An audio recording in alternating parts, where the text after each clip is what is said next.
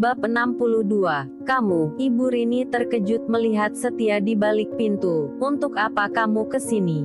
Tanyanya. Melihat wajah pria itu membuat dadanya seketika sesak. Setialah yang sudah membuat hidup dua putrinya berantakan. Aku ingin menjenguk Renata, balas Setia. Perasaannya tak tenang dengan keadaan Renata. Menjenguk, ya, maafkan saya. Setia menundukkan kepalanya. Ia sadar jika semua ini bermula darinya. Untuk apa kamu meminta maaf? Sekarang saya tanya, apa kamu tetap mau menikah lagi dengan Renata? Setia terdiam. Tidak bisa menjawab saat Ibu Rini melontarkan pertanyaan menohok untuknya. Kenapa diam saja? Jawab, apa kamu masih mau menikah dengan Renata? Tidak kan? Kamu saat ini justru ingin kembali dengan Sasi. Ibu Rini menggelengkan kepalanya. Setelah apa yang sudah Renata perjuangkan untukmu, di sini kamulah manusia uang paling egois. Maafkan aku. Ibu Rini tersenyum getir. Permintaan maaf itu seolah tidak ada makna lagi untuknya. Setelah apa yang sudah Setia lakukan pada kedua putrinya, sekarang pergilah, jangan lagi ganggu putriku. Tapi Bu, pergilah, sentak Ibu Rini, menutup pintu. Wanita parubaya itu mengatur nafasnya yang kembang kempis. Ia berharap Setia tidak lagi muncul di keluarganya. Bu,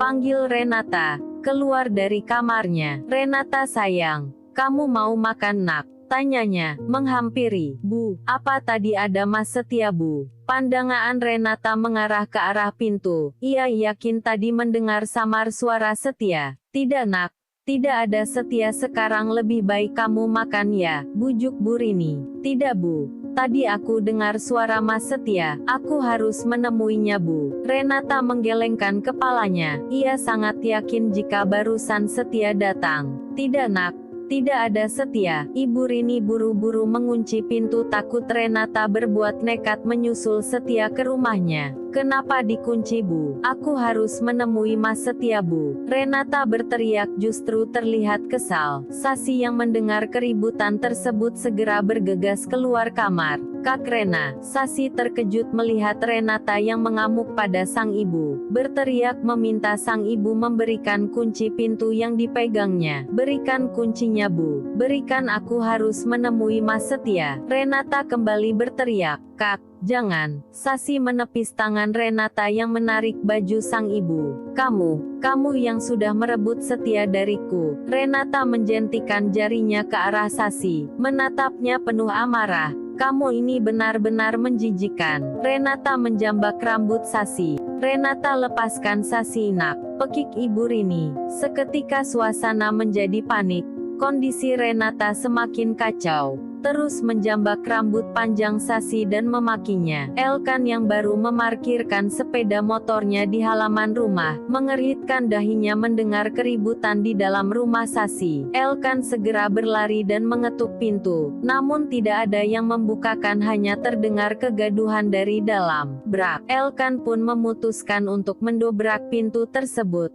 Tampak Renata yang masih menjabak rambut Sasi, dan Ibu Rini tidak dapat melerainya. Lepaskan. Elkan pun membantu melerai, namun emosi Renata semakin tidak terkontrol. Renata mendorong tubuh Elkan hingga kepalanya membentur meja kaca tepat yang ada di belakangnya. Elkan, pekik Sasi. Ibu Rini terus berusaha menenangkan Renata. Dengan susah payah Ibu Rini segera memasukkan Renata kembali ke dalam kamarnya. Menenangkannya di sana. Elkan, kamu tidak apa-apa. Elkan, kepalamu berdarah. Sasi segera membantu Elkan berdiri dan duduk di sofa. Tunggu sebentar. Sasi yang panik segera mengambil obat untuk mengobati dahi Elkan yang terluka. Tidak lama Sasi kembali. Ia segera mengoleskan obat dengan hati-hati ke dahi Elkan yang berdarah. Maaf, ujar Sasi. Berhentilah menyalahkan dirimu sendiri. Apa perlu aku ucapkan ini setiap hari? Balas Elkan. Sasi tertegun. Ia tidak bisa melakukan itu. tidak bisa berhenti menyalahkan dirinya sendiri. Sebelum keadaan Renata membaik, setelah Renata tenang, ibu keluar dari kamar, menghampiri Elkan yang masih duduk di ruang tamu. "Elkan, maaf ya," ujar Ibu Rini melihat dahi Elkan yang tampak terluka karena Renata. "Tidak apa-apa," Elkan tersenyum. "Assalamualaikum." Daniel yang baru tiba di rumah Sasi menyembulkan kepalanya, mengerutkan dahinya melihat engsel pintu yang rusak, dan keadaan rumah yang tampak berantakan. "Dokter Daniel," Ibu Rini segera menghampiri dokter muda itu. "Ini karena Renata," tanyanya, langsung menyimpulkan jika Renata lah yang membuat kekacauan ini. "Ya, tadi Renata mengamuk," lirih Ibu Rini. "Boleh aku melihatnya?" Daniel memang sudah berjanji, jika ia akan selalu rutin mengecek keadaan Renata. Siang ini pun ia segera menjenguk Renata. Ibu Rini mengantar Daniel ke kamar Renata. Di sana, membuka pintu seraya menunjuk Renata yang duduk termenung di ranjangnya. Daniel melangkah masuk ke dalam. Renata yang mendengar suara langkah kaki mendekat ke arahnya spontan menoleh, matanya membulat terkejut. Renata berdiri dari duduknya. "Mas Setia." Renata tersenyum, melangkah lebih dekat, memeluk tubuh Daniel. "Syukurlah kamu kembali, Mas. Tadi ibu melarangku menemuimu, dan Sasi menyebalkan dia sudah merebutmu dariku." "Aduh Renata." Daniel melepas peluknya.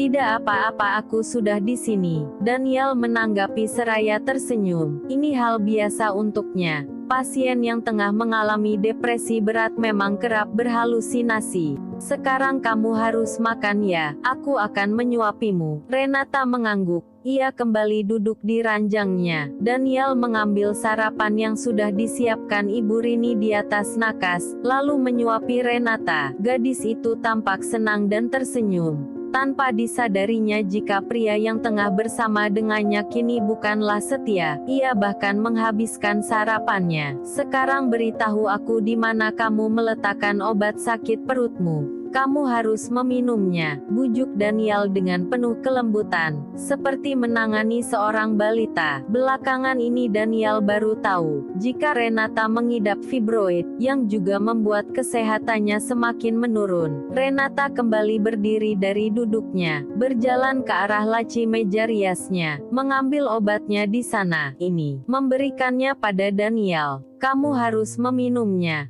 Tunggu sebentar, aku akan mengambilkan air untukmu." Daniel keluar dari kamar. "Bagaimana keadaan Renata?" tanya ibu ini yang masih terduduk di sofa segera menghampiri Daniel. Daniel hanya tersenyum. Dia mau minum obat. "Tunggu, ibu ambilkan air putih." Dengan cekatan Ibu Rini segera ke dapur mengambilkan air putih.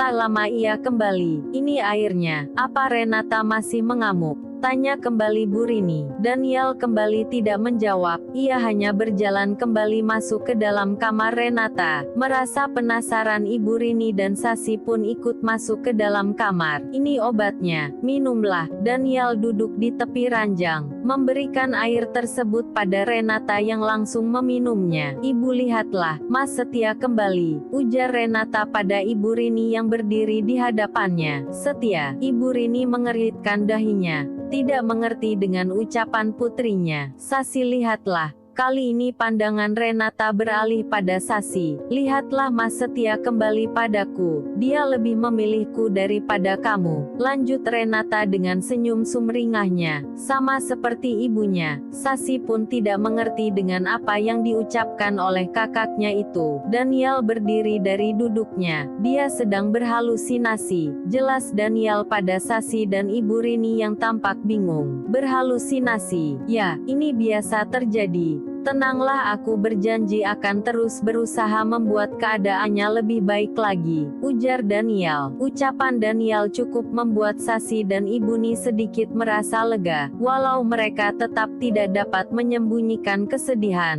melihat keadaan Renata saat ini.